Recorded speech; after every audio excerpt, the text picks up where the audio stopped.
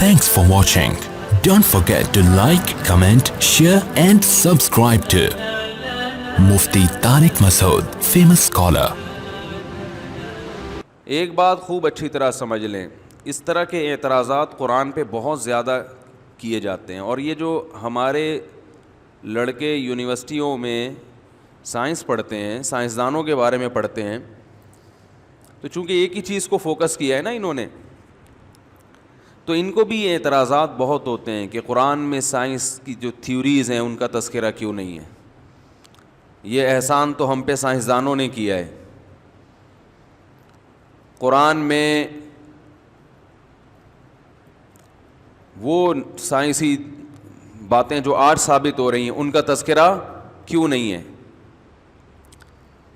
قرآن میں یہ کیوں نہیں ہے کہ سورج مشرق سے نہیں نکلتا بلکہ زمین گھومتی ہے؟ یہ کیوں نہیں ہے قرآن میں؟ یہ بات خوب اچھی طرح سمجھ لیں۔ پہلی بات، قرآن میں کوئی ایسی بات نہیں ہے جو سائنس کے اگینسٹ ہو۔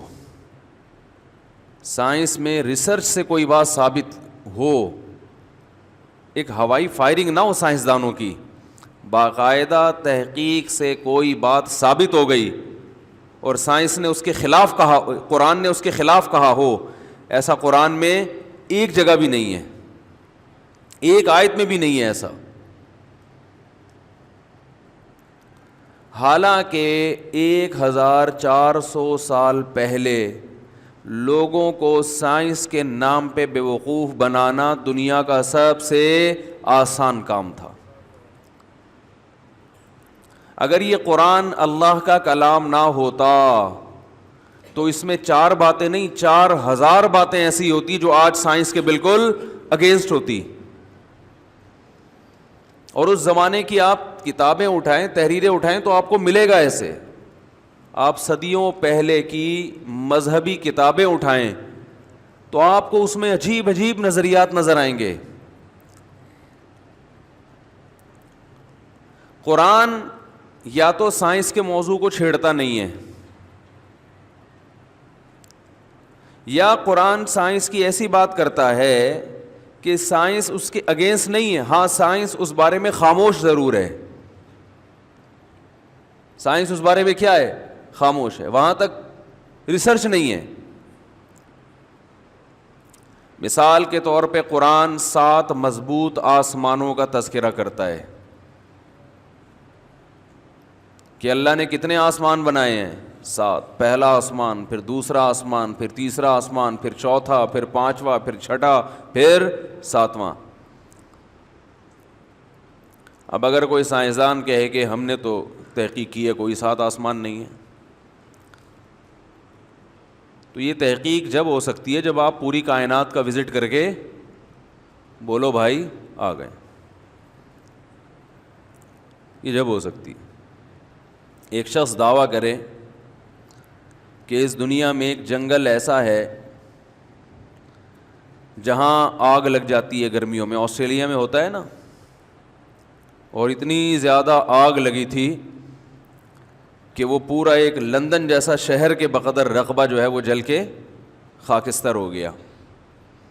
یہاں ایک آدمی دعویٰ کرے تو میں نے تو نہیں دیکھا، یہ ایسی کوئی تحقیق نہیں ہے، تو اسے کہا جائے گا کہ آپ گئے کہاں تک ہیں دنیا میں، آپ نے ٹریولنگ کہاں تک کی ہے؟ کہ میں انڈا موڑ پہ چائے پی کے آیا ہوں، انڈا موڑ تک میں بنفس نفیس گیا ہوں، راستے میں کوئی درخت بھی مجھے نظر نہیں آیا جس میں آگ لگی ہوئی ہوئی، نہ اس کے کوئی اثرات نظر آئے۔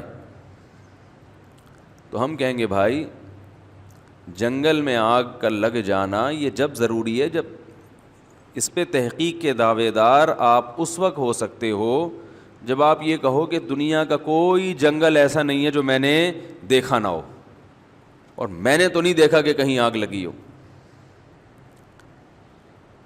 سائنس نے یہ کب دعویٰ کیا ہے کہ کائنات کا وزٹ کر کے وہ واپس آ چکے ہیں؟ جو تحقیقات اب تک ہوئی ہے نا، سائنسدان اس کا خود اعتراف کرتے ہیں کہ یہ کائنات میں ابھی ہم نے اتنا وزٹ کیا ہے جیسے کوئی انڈا موڑ پہ چائے پی کے آ جائے۔ ابھی تو آگے صدر، لانڈی، اور پھر حیدرآباد اور پھر انڈیا اور پھر اس کے آگے کے ممالک اور اتنی بڑی دنیا پڑی ہوئی ہے, اس کے بارے میں تو سائنس خاموش ہے.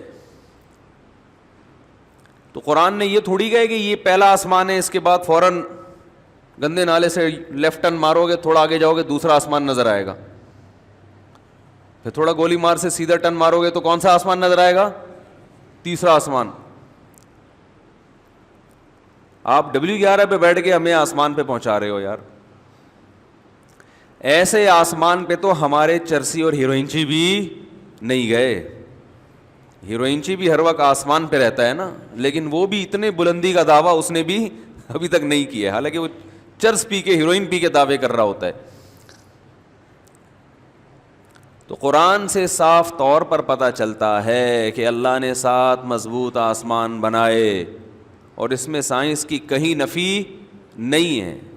خاموش ہے سائنس اس بارے میں. یہ دعویٰ کرنا, دیکھو بہت سی چیزوں کے ہونے کا تو دعویٰ کیا جا سکتا ہے, نہ ہونے کا دعویٰ ممکن ہی نہیں ہے. عدالت کیسی خارج کر دے گی؟ سمجھ میں آ رہی ہے بات؟ کہ بہت سی چیزیں ایسی ہیں جن میں نہ ہونے کا دعویٰ سنا ہی نہیں جاتا. مثال کے طور پر ستار بھائی نے وسیم بھائی کو 1 لاکھ روپے قرضہ دیا. قرضہ کس نے دیا؟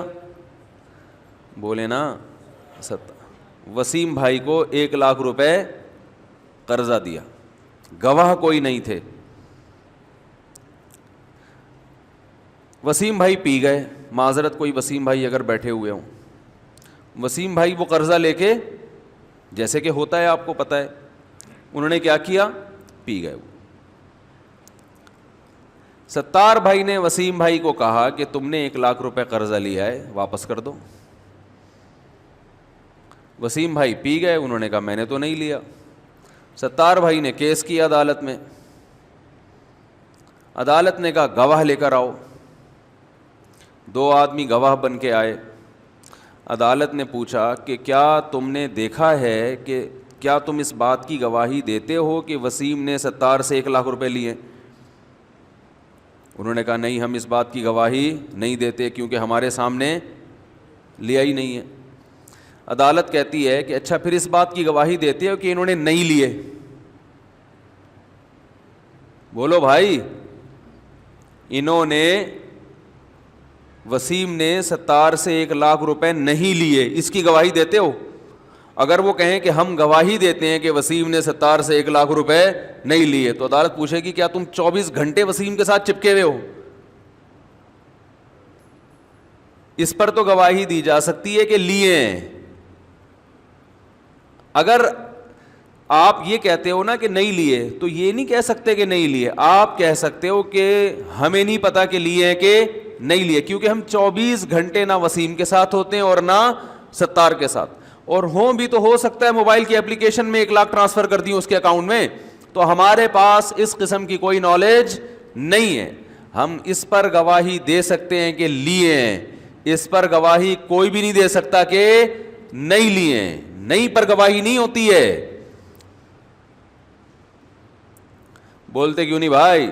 نہیں پر گواہی اس وقت ہوگی جب کوئی خاص ٹائم بتایا جائے کہ ہفتے کے دن 5 بجے اس نے پیسے لیے ہیں, تو گواہ کہہ سکتے ہیں ہفتے کے دن 5 بجے تو ہم اس کے گھر میں بیٹھے ہوئے تھے, ہمارے سامنے نہیں دیے. اس کا مطلب ہم گواہی دیتے ہیں کہ اس نے پیسے نہیں دیے.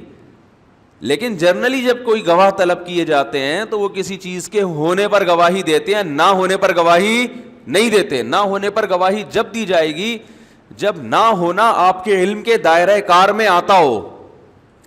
مفتی طارق مسعود صاحب کے بیانات سننے کے لیے youtube.com/مفتی طارق مسعود کو سبسکرائب کریں, اور اگر آپ لائیو ویڈیو کو کبھی بھی مس نہیں کرنا چاہتے ہیں تو سبسکرائب کرنے کے بعد بیل آئیکن پہ کلک کرنا مت بھولیں. جزاک اللہ.